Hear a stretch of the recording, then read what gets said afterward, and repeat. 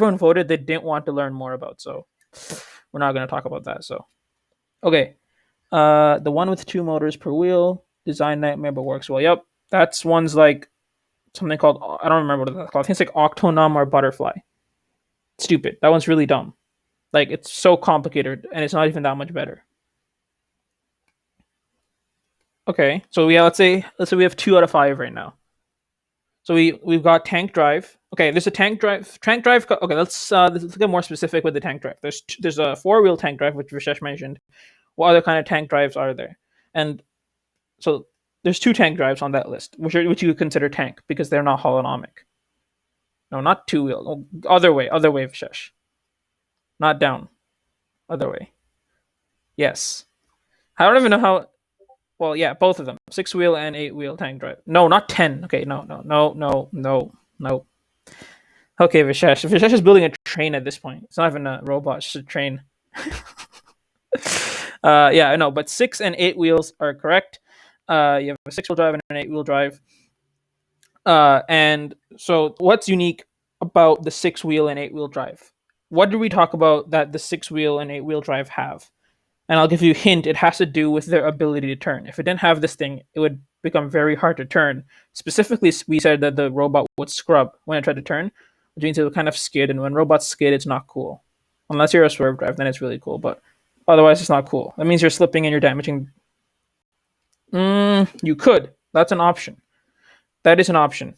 Having omni wheels on the edges, on the outer sections, helps with turning. Yes. What else did we talk about? What's so omni wheels would do that. But what did we talk about? The one with 4 wheels facing one side and one in the middle. Correct. Let's call that an H drive with center omni wheel. So let's say that's 3 out of 5. Oh well, technically we got 2 tanks, so that's 2. Someone said the weird drivetrain. That's 3. Someone said the H drive 4. Yep, mechanism would be 1. 5. Okay, I definitely have more than 5. Keep going. Let's say out of 6. Wouldn't mechanism would be 1? So now we have 5 out of 6. I think I lost my train of thought though. What I was saying? Oh yeah, with the tank drive, yeah, Vishesh, you could have your 2 outside wheels be omni wheels, which would help with turning. You both with the 6 and 8 wheel drives. But what else could we do, and what do we more commonly do in FRC, if anyone remembers? Austin, what did we have on our robot last year? What was unique about our drivetrain? Um, Like, do you remember? I remember that we had a tank drive, but we had the wheels. The middle wheels were slightly lower. Yes, exactly. The middle wheel is drop down, which you call a drop center drive, and that also helps with turning. So if you ever watched our robot and you see it like stop all of a sudden after going really fast, you'll notice it rocks a little bit. That's because the middle wheel is actually lowered, and we talked about how that helps with turning last time. We also talked about how you could have the wheels on the outer edges have lower coefficients of friction. So like Omni wheels, for example, because they literally have rollers, which means they're going to be super easy to turn. Or you could have different thread, which also works. But the most common one is having this middle wheel or middle wheels, if it's an 8-wheel drive, drop down. So that way it's easier to turn because only two for 6-wheel only for a 6-wheel drivetrain, only 2 given wheels are in contact, and the other one's kind of hovering a little bit in the air. The one where it has all the wheels on 45-degree angle. Perfect. That's called an X drive. And I think with that, we've named them all. Let's go ahead and check if we missed any. 6-wheel drop center, 8-wheel drop center, 4-wheel tank. Yep. 4-wheel mechanism, of course. X drive, we got that. H drive with center wheel, we got that. Oh, yeah. No one said swerve drive, but I kind of said swerve drive, so that counts. And then the horrible Octonom slash butterfly, which is the one I think someone said where you switch mechanisms and traction. So that's that one. Perfect. So those are all the drivetrains we covered last time. We talked about how they all work and things like that. But next question, last question, pretty short this time. The review is pretty short this time. Name some of the advantages and disadvantages of some of those drivetrains we just listed. So I might have been talking about that a little bit for some of them, but what are some advantages? Literally any advantages for any drivetrain, any disadvantages for any drivetrain you can think of. So there's lots of options. I'm not going to go through all of them. That's going to take forever. Let's just list a couple of them so we can remember. Rickshaw drive doesn't really do point turns as well. Yeah, I would imagine so because I don't think. Yeah, no, it wouldn't. And I'm assuming a rickshaw drive has 3 wheels, 2 in the back, 1 in the front. Yeah. I'm pretty sure that like in robotics, like in the competitive space, it's called like a Kiwi drive or something like that. But I've never seen it actually used. Like I've seen people build it for fun, like in summer projects, but I've never seen it actually being competitively used.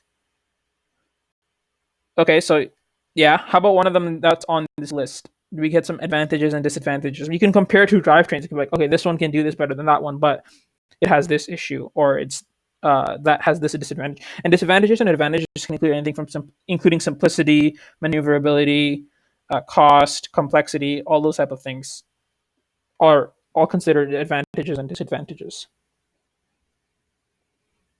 Okay, let's. Who was here last time? MP, were you here last time? Sorry, I don't. I can only see your. Yeah. Okay. So the in the H right middle wheel, Mhm. it has to pull a lot of weight. Yes, And yeah, that's a big disadvantage. 100%. I agree. I agree a lot with that, because the yeah, exactly, because whereas you're when you're driving forward and backward and turning or whatever, you have four wheels and however many motors you're going to use, one for each of those wheels. But when you're strafing, which is that center wheel, you're going to have just either one or maybe even two motors. But now that's having to move the entire robot laterally, so that's a disadvantage of that. And of course, now you're using more motors as well. Whereas you could before maybe with your all the other kind of drivetrains, you're maybe using four, not all the other kind of drivetrains, but with the basic drivetrains using four motors, you'd have to use at least five or maybe six motors for the H drive with center omni. Octonum seems pretty expensive. It does. Yeah, it really does seem very expensive because you have to have the pneumatics, you have to have two sets of wheels, and it's just very confusing and like complicated for no reason either. Like it's good, but at that point you might as well just build a swerve drive. Why is it a thing? That's an excellent question. I don't know why it's a thing. I would just at that point I would build a swerve drive. It's equally complicated to build a swerve drive. It might even be more complicated to build whatever that thing is called, Octonum butterfly drivetrain, because you have less off the shelf parts for it. Could you explain? Why would you want me to? You already know it. You made a project about it. It's the same thing you did in Rat Race Tech class, and plus everyone voted no. So yeah, you really want? I'm literally just gonna explain the same presentation from. I'm literally gonna pull up Rat Race presentation and explain it that way. You really want to see that? um. Anyway, is there a weight? Yeah, there is a weight limit. I don't remember what it is. I think it's like 120 pounds. Maybe. Don't quote me on that. Read the game manual. It says it in there. Uh, top notch. It made no sense. It was so cryptic. Okay, that's off topic anyway, though. But yeah, that was. I'm not gonna go on record on a recorded call talking slack against other teachers. It was a good project. This design brief was very complicated. Uh, okay. Yeah, there's a weight limit. I think I already answered that. 120 pounds. I think. Okay. Let me prompt with some more questions. Okay, why would we not build a swerve drive all the time instead of a tank drive? First of all, what are the advantages? That's pretty obvious. But what are the disadvantages? I assume you guys know what a swerve drive is. Well, I think who people who were there know what it is, and people who are not there know it anyway. Swerve drive has 100% cost. Yes, less durable. Yes, if you build it, because well, yeah, I mean you could make it as durable, but it's really hard to. So if you build it badly, which you most likely will, it's definitely less durable. Cost, yep, it's gonna be way more expensive. More moving parts, yeah. More motors. Basically, every single wheel needs two motors. One to pivot it, one to actually drive it. So that's two motors now per wheel. More battery usage, higher chance of burnout because you're using more electricity. It's definitely going to be heavier for sure. Yep. Nah, she looks pretty sick. It's not that ugly. It's pretty cool. Like you can make it look pretty cool, but like okay, it depends. Like if you're robotics, people will look at that and be like, "Oh, that's so sick." No one would think it's ugly, but everything else is valid. Yeah. Okay, so that's enough. There's a chart here now where you can see complexity, maneuverability, pushing power, learning curve, all those things for a couple different tank. Tank is basically any drivetrain that's not holonomic was just considered tank. And then they split up holonomic into omni, mechanism, and then you have your weird ones like sort of and crab. And I'm pretty sure crab is uh the octonum one, but I'm not exactly sure. I'm pretty sure.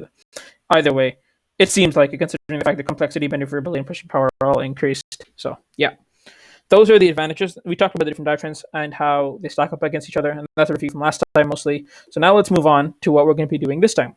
So last time you can see that drivetrains is highlighted in green because we already finished that. Now we're going to be moving on to intakes.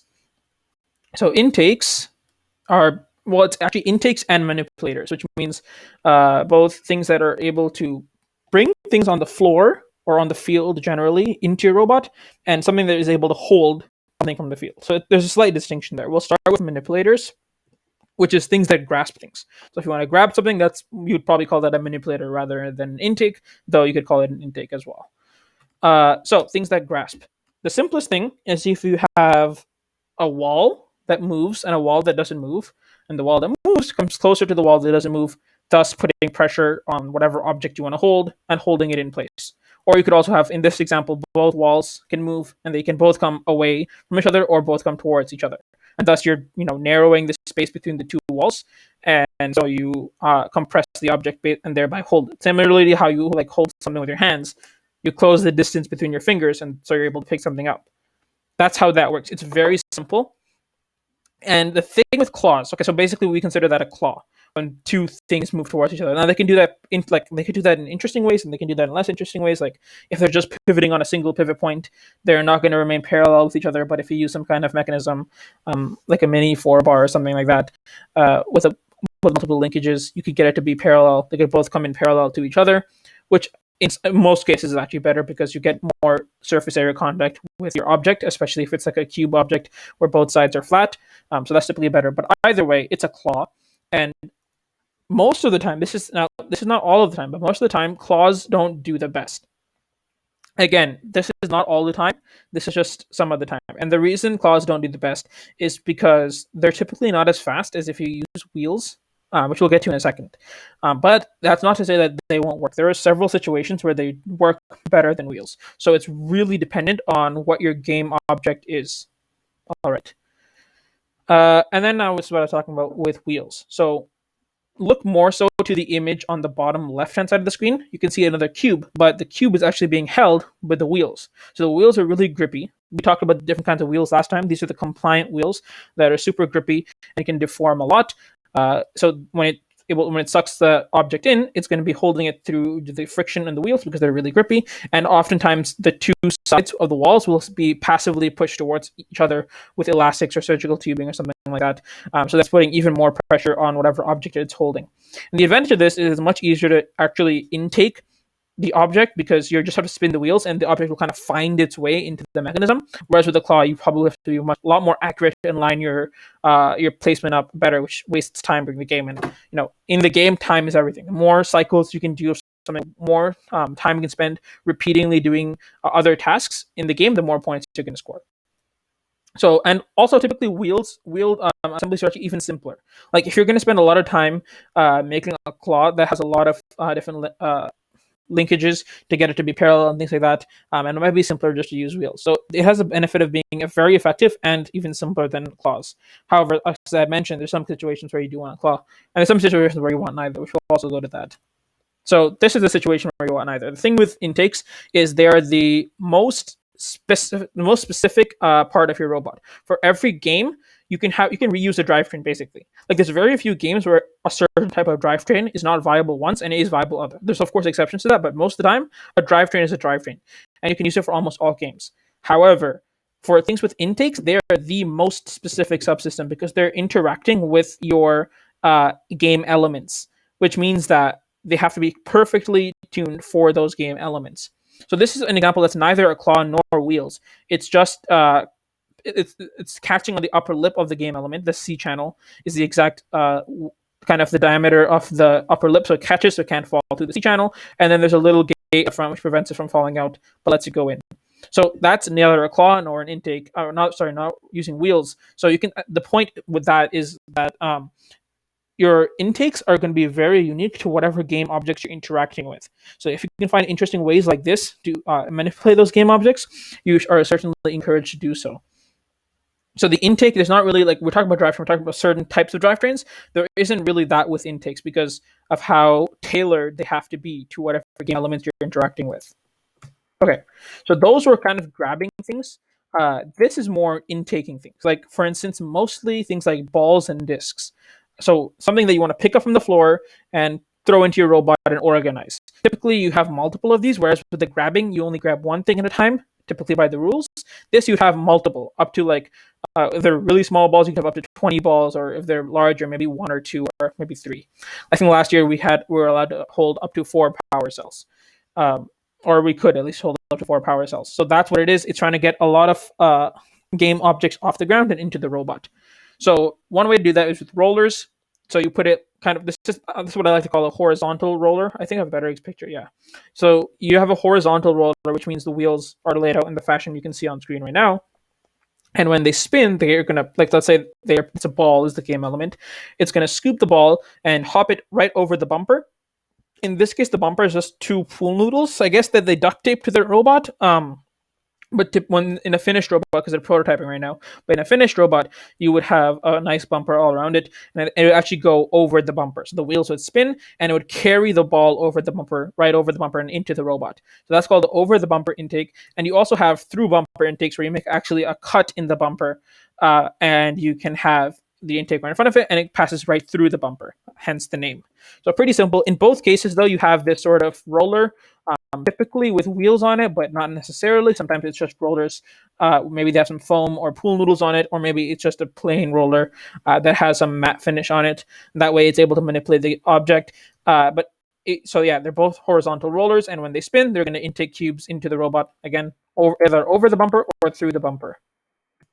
Okay, so basically, this is what intakes are. They just have a rod with a bunch of squishy wheels on them, and they just spin pretty fast. Actually, you want them to be spinning really quickly, because if you spin them slowly, they're not going to be actually that effective at picking up the object. And of course, even if they are effective at picking them up, it's going to take a lot of time to do so, which wastes time. And again, time is everything in this game, because it's a very short amount of time, and you want to score as many points possible. So there's a short video in case you're still not picturing how all this happens. This is last year's season with power cell. Well, I guess not. Unable to play video. Error 5. That's unfortunate. Let me see if I can get that fixed. But it's, if you remember last year's game, if anyone was there last year, then it's just going to be, the intake is going to spin, and that was going to pull the balls into the robot. I think my slides have frozen. So can you guys still hear me right now? Okay, perfect. Let me see if I can fix my slides, because they have crashed right now. I'll stop sharing. Oh, okay. They might have. Yeah, yeah. They've come back. So now, wait. Can you see the screen with a bunch of green wheels, or is it loading right now?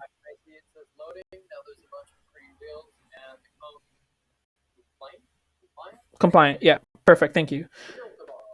Yeah. So yeah, let's just watch this on YouTube instead. Let's switch to sharing this tab. So basically, if you're still not being able to visualize how this all happens, how just spinning wheels are going to intake something, once this loads, you'll see how in a second. Because I've had a lot of people who really understand how claws work, but they don't seem to understand how wheels can move objects around. So this will do that. I'm going to mute that, because I couldn't hear myself speaking over that noise. But yeah, you can see that's how it works. It just scoops the balls in really fast. Those wheels are spinning really quickly, and it just sucks them into the robot. Okay. So now, oh, did my screen sharing just die because I closed the tab without? Yeah, it did. Okay. Give me a second as I reshare my screen. Okay. Moving on. So that's how the majority of these intakes works. And whenever you're dealing with balls or discs, that's how it works. You would just typically have a bunch of wheels or a roller in some cases, and you spin it really fast, and it propels whatever you have on the floor into your robot. However, as with the grabber intakes, I don't know what I call these intakes. I call these, I guess, multiple game element intakes, where it's meant to take in multiple elements, not just hold onto one and put them inside the robot. As with those, you also have a lot of variations in what you can do depending on the game. For instance, we have mechanisms, which we talked about, I think, either last time or the time before that. And remember how the vectors on mechanisms work. When you have them on an intake, they're going to be able to, when they spin and the ball collides with the wall, able to actually center the ball and bring it towards the center of your intake. So that way you're able to funnel balls into the right spot. Do I have a video? No, I don't. Well, so yeah, but you have to basically imagine that you have this really wide intake, like you can see on the front of the robot, and when balls come into the sides where there's mechanisms, it's going to push them towards the center of the intake, into where the actual opening goes into the robot, and at that point the balls would go into the robot, because in the center they actually don't have mechanisms; they have the traction wheels there instead. You have another type of intake, which is having two wheels. It's squishy wheels again, but now it's mounted differently. So if you notice that these are mounted, I guess you could say horizontally, and these are also mounted horizontally, but you can see that they're mounted not perpendicular, like they're not at the same angle. These are kind of laid down flat on right, hovering over the ground, whereas these are on the sides more of the robot. So if you so the one on the bottom right, it's actually upside down. Not upside down, like they're actually going in from above, but it would typically be mounted like how you can see on the upper right hand side image with the green wheel on the robot, like that. So it's mounted in that orientation, and that's mostly used for intaking game elements that are more squarish in nature. And it's pretty similar to actually the manipulator for picking up those square elements. If I go back a couple of slides, it's pretty similar to this. These also again are not at that angle. They're also parallel to the ground, whereas these are perpendicular to the ground. But it also works well for picking up more solid game objects, or game objects that have a different shape. Typically, they're not used for balls. They're used for more for things like the stones you can see on screen. Whereas for balls and things like that, you would use this kind of intake, which is long and goes across the floor, which uses multiple wheels. This typically only uses one or two wheels on each of the sides. Okay. And then again, as with the manipulator intake, it really depends what your game element is. If your game element is a disc with a big hole in the center, take advantage of that by having some. Maybe you can have some rubber flaps that go inside that hole and kind of scoop it off the ground. That might be a lot more effective than just wheels. Wheels could also be effective, certainly, but you could definitely tailor your intake more to whatever your actual game element is, and use and take advantage of some of the unique properties of it. Find it kind of like we showed in the manipulator, how it's grabbing on the upper lip, which had a larger diameter than the neck. If you remember that blue object, it's in the same way. Since it's a ring, it's not a ball, you actually have this big space where you can kind of dig in your rubber flaps and scoop it up. So you can make your intakes very tailored to what your game element is. And then another thing is surgical tubing. Not surgical tubing. Polycord or polybelt. And what you do with this is you can use it to actually intake also, but typically it's used on the inside of the robot to direct your game object to wherever it needs to go once it's already inside your robot. So it's how you're able to control the object once it gets in your robot. Typically, use polycord to direct it and make it go wherever you need it to. It's typically used for indexing as well, for when you need to get it ready to put into the shooter and things like that. How close you want it to the shooter is controlled by the polycord. That's one way to control it, certainly. And the thing is, it's basically a long belt, which you'll see on screen right now, which is able to move your game element up or down. So you're able to very easily control its position relative inside your robot. So you always know where your game elements are, and they're always where you want them to be. So if you want it right in front of the shooter, it's right in front of the shooter. Or if you want to have it far away because you want to have more, you want to have the ability to intake more of them to give it some space, then you do that. So it's basically meant for indexing and controlling the game elements once they're already inside your robot. Okay. So now we can take all these things we talked about and kind of put it together. And Viraj is going to be so sad because he did not want me to show this video to anyone, but I'm showing it to everyone. Viraj, it's okay. It's not public. So this video, you can see it just for the beginning. I'll skip over here because I want to show you how the intake works. To our last year's robot, you can see how we deployed the intake. And the reason it fell down is because we wanted to keep it in frame perimeter, which means there's a certain frame restrictions of how big your robot can be. So it was folded up until it needed to be deployed. And then through a violent shaking action, I guess you could call it, it fell down into the right spot. And then once it's at that angle, we're able to spin up our shish kebab intake. And as you saw right there, the ball is able to get sucked in to the intake. So I'll play that one more time. So it's able to, again, pull that in. And once it got here, there was some polycord, like we talked about, to actually index this ball and get it to the right spot. So if I slid the spin, you'll see that that polycord is spinning, and it was able to get it to the shooter and get it to the right spot. So that was kind of putting everything we learned together about the intakes. So we talked about the polycord, we talked about job of compliant wheels at the front, and that's how all that works. So I'll stop right now and see if there are any questions at this point.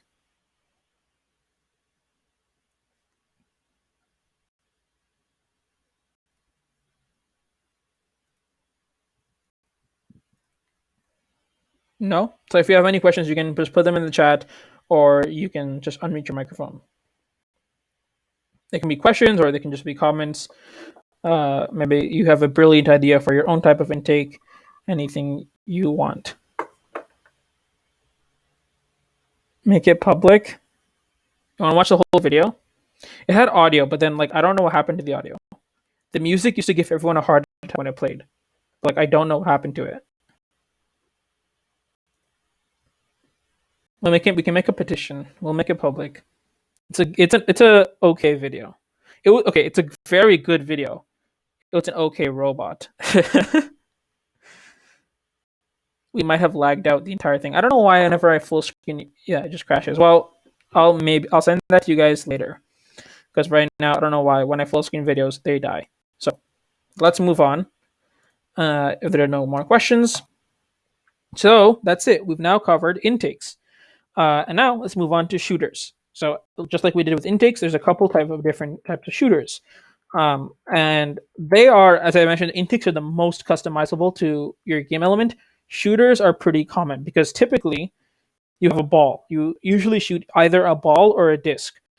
Sometimes you shoot some really weird game objects, and for those you have to use similarly weird shooters. Um, but yeah, typically you're shooting balls or discs. So getting started with a catapult, probably familiar to everyone. Viraj's favorite type of shooter. It's a catapult, and the good thing about a catapult is it's able to shoot a lot of different types of objects. So whereas balls, of course, you can also shoot them with the other shooters we'll discuss in a second. If your game piece is really irregularly shaped, that might make it a lot harder for the shooters that we're going to discuss to shoot it. So, but a catapult will still shoot it no problem. A catapult will typically work with some type of you'd be a lot of tension on the arm to kind of get flung really quickly, and something that prevents that action from occurring. And then all of us typically an actuated motor that's going to winch it back and then stop it from getting released. Then all of a sudden when you want to fire, you're going to release the motor control over the arm, and then all the tension is going to get converted to kinetic energy, and the arm is going to go flinging, and it's going to fling the ball out when it stops. So I think I have a video for that. No, I have a video for this one. Okay, well, but I think you can imagine how a catapult works. The trickiest, and the other way, you could also do actually a catapult without tension. You could use pneumatics because pneumatics are very fast actuating. So instead of using tension and then releasing the tension, you could instead actually use pneumatic cylinders, and you put them pretty close to the pivot point. So when they actuate, they actually move the end of the arm very quickly and very fast, even fast enough that you'll be able to shoot a couple feet away with them. So you can either use tension and then winch it back, or you can also use pneumatics if that's going to give you enough force to actually be able to shoot your game object far enough. Okay. Now moving on to the puncher. So the puncher is similar to the catapult in the fact that it does not use any wheels. It actually instead, it's pretty simple. It punches the thing. You'll see that in a second. The difficulty with the puncher is that, as you can see, this guy's struggling to do right now, is to actually be able to release it. To release a puncher is a lot more tricky, and because you have to have these pins that prevent the thing from firing early, and then you have to find a way to actuate and release those pins. So one more time, you can see that you have a lot of tension pulling back. So actually, if I go through the beginning of the video, you'll see that this thing is a lot further forward, and he's kind of winching it back slowly.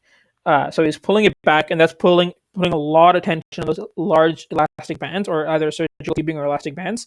And at the end, when he releases all that tension by releasing whatever mechanism or pin held that rod back, all of that thing gets immediately converted into kinetic energy and shoots that arm out, which then hits the ball, hence puncher, and punches it out, which is why it's called a puncher.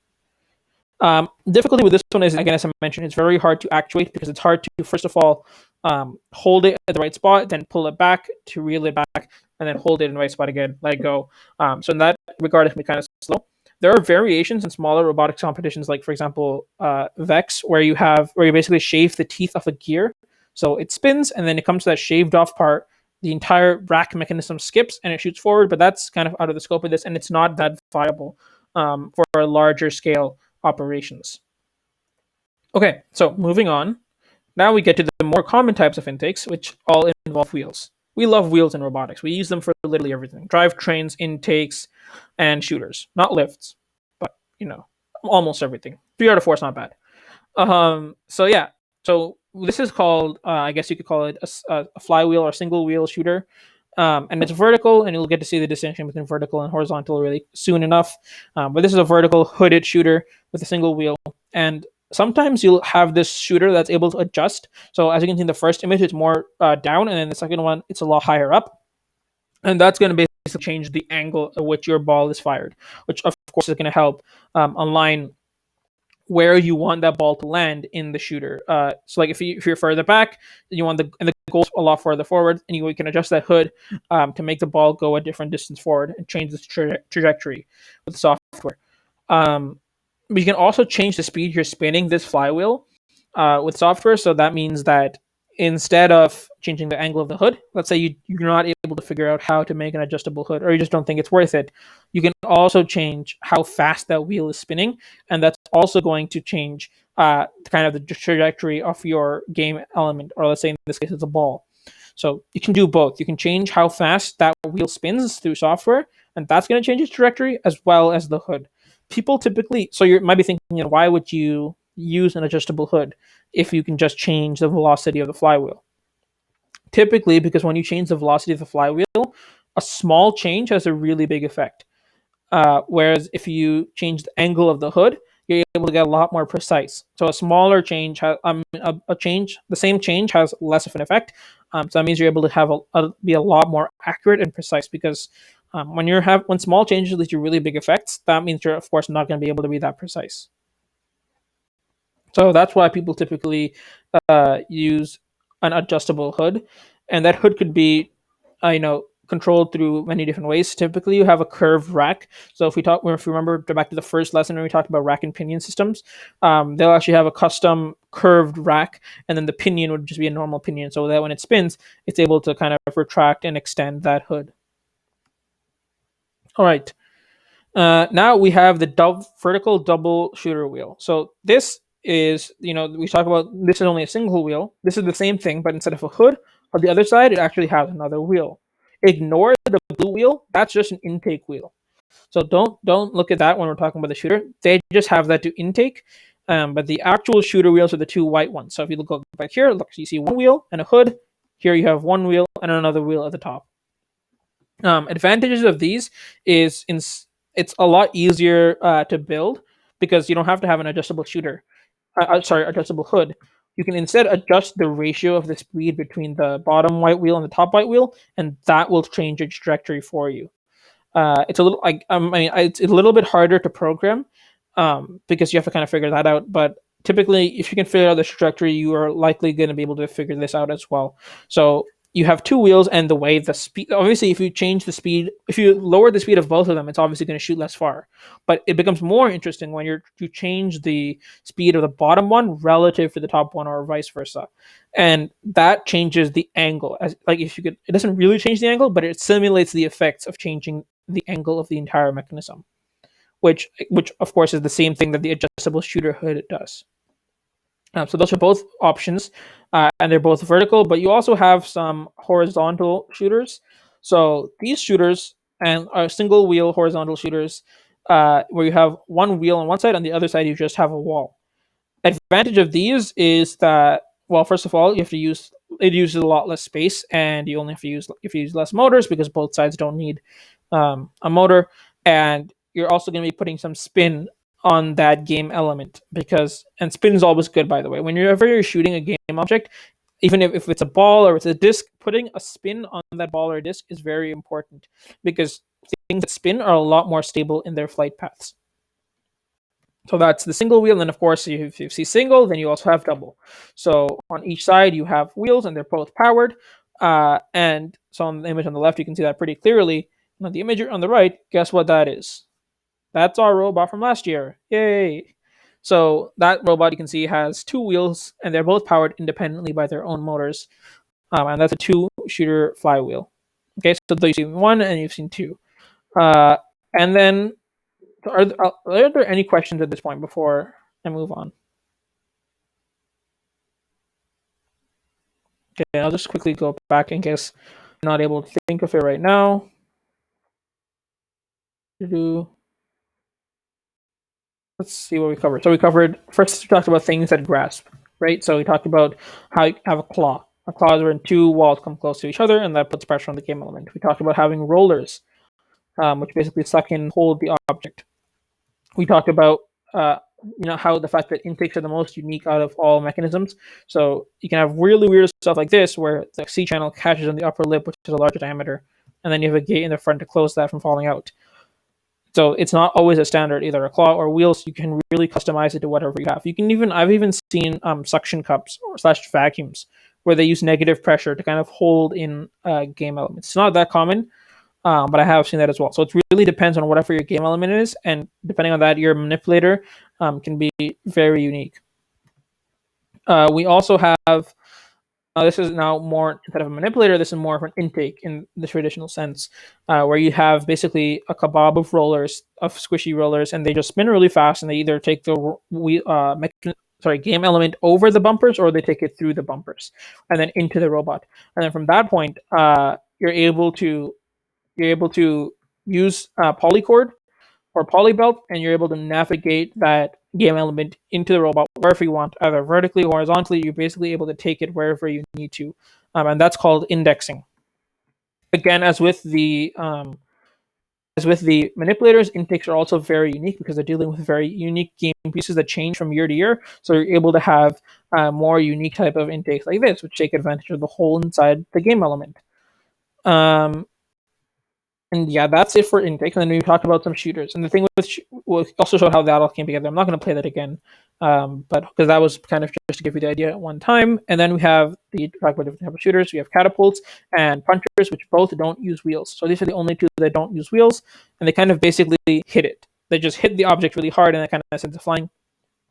Good thing about catapults and shooters, which I didn't mention, is that they're very consistent because they always have the same amount of force, because they mechanically have the same amount of force. It's not controlled electronically or through programming by spinning the motor to the correct velocity. It's just the same amount of mechanical force every single time, because with the tension, it's always going to be the same level of tension in both these situations.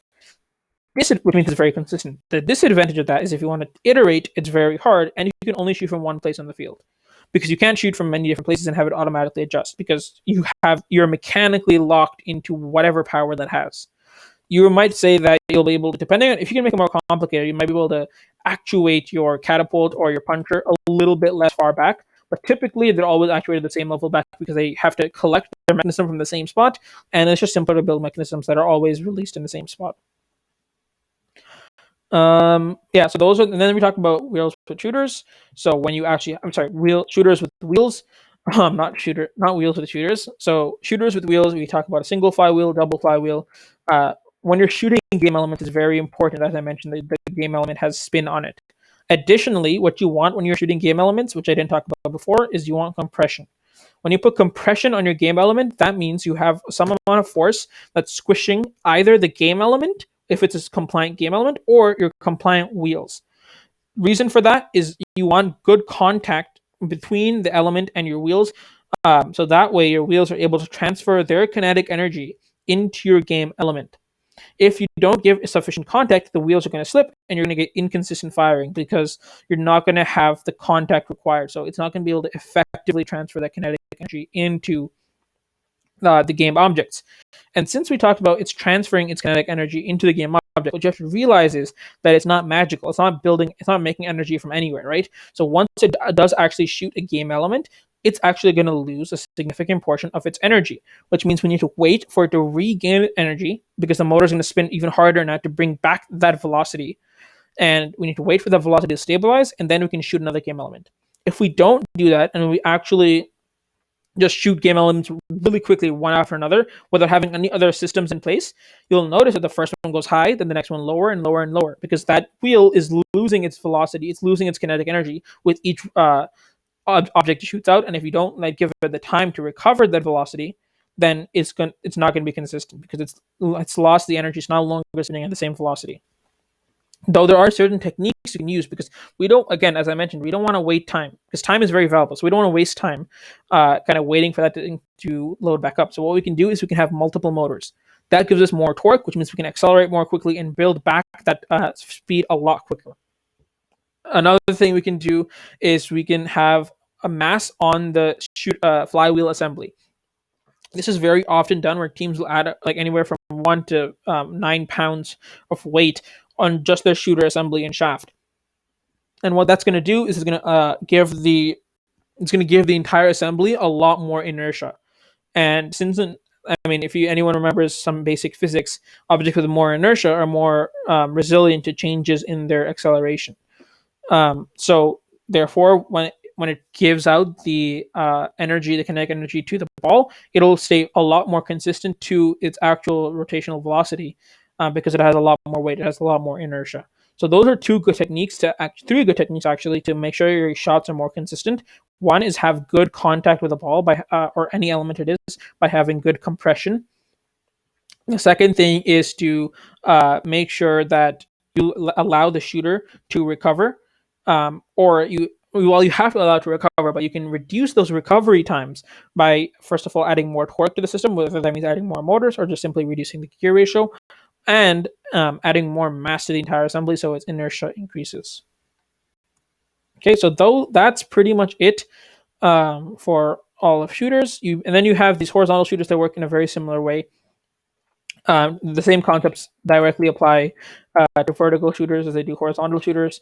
Though typically, you will see that a lot of shooters are actually vertical shooters. Now, one thing I haven't put in here is a turret. So I haven't actually put an image of a turret in here, though I should have, but I'll actually pull it up. In the meantime, if you actually look, the turret is basically this. Give me a second. This shooter. So it has it's a single flywheel vertical shooter, typically with an adjustable hood.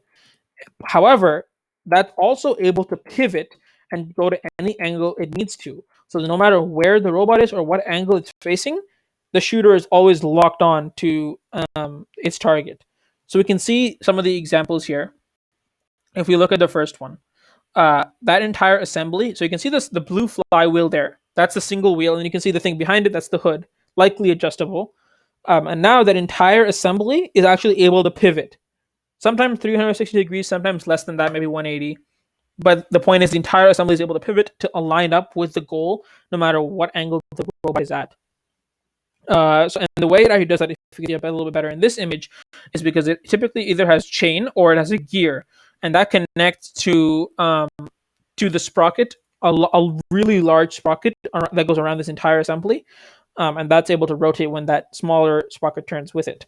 So that, and then the entire thing is on a turntable, which is basically a really large bearing with a hole inside it, like a really big hole inside of it. So you're able to pass whatever gear element through it while still being able to pivot the whole mechanism. Right, so those are turrets. That's basically probably the most advanced kind of shooter you can get. One, it's really hard to build mechanically as well, and then it's really hard to route these wires, because if you think about it, you have to have all these wires connected to the shooter wires, the adjustable hood wires, all that, and somehow you have to connect these wires to something that now pivots, which is just going to 100% entangle your wires. So that becomes a wiring nightmare to actually wire that up. And the most important, and so that's one of the disadvantages of it. But the most important thing for all of these shooters is there's no point having an adjustable hood, an adjustable RPM, an adjustable rotation, or adjustable whatever you want if you're not able to identify where in the world the goal is. If you don't know where your target is, there's no point adjusting anything, because what are you going to adjust to? You have no idea where you are on the field, so you have no idea where the goal is. So you have to have some way of identifying where that goal is.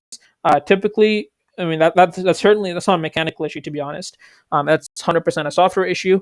You typically use either you can use vision or you can use odometry to know where you are in the field or whatever you do, but you need to know where your target is, and then based on all those factors, you're able to adjust, all the mechanical factors such as the speed of the flywheel, the hood angle, as well as if you have a turret, you're able to adjust the angle of the entire assembly. So I've been talking for quite a while now. And we've included everything I wanted to talk about in this lesson. So we talked about intakes and we talked about shooters. Next lesson we'll cover lifts. But before we go, are there any other questions from people Now that I kind of did a small recap of everything. No questions? Okay. Everyone's good. Alex, you good? Austin, everyone's good? Maxwell? Yeah, good. Yeah. Sounds good. Anything you guys wanted to talk about? Do you think I missed something? You thought, oh, we should have really talked about that. I kind of found this interesting. I'm sad we didn't talk about it. Of course, relating to intakes and shooters. Not really. I feel like you did a good job covering everything. Sounds good. All right. Well, if that's it, then we can end about 9 minutes early today, which is cool. Everyone can go relax. And then next time, we are probably going to end early as well because all we have to talk about are lifts. And while that is certainly the most complex subsystem out of all of them, if I were to rate it personally, I would say intakes is the easiest. No, well, okay. Drivetrains are the easiest, then intakes, then shooters, then lifts. Well, it depends what drivetrain again. So there's a lot of variability in that, but typically that's how the order goes for me for difficulty. So next time it'll still end early because we're only covering one subsystem, but it'll be a lot more interesting. Hopefully this one was interesting too, though. All right, bye guys. That's all for today. We're ending off a little bit early, so you guys can go relax now, and we'll see you guys next week on Monday.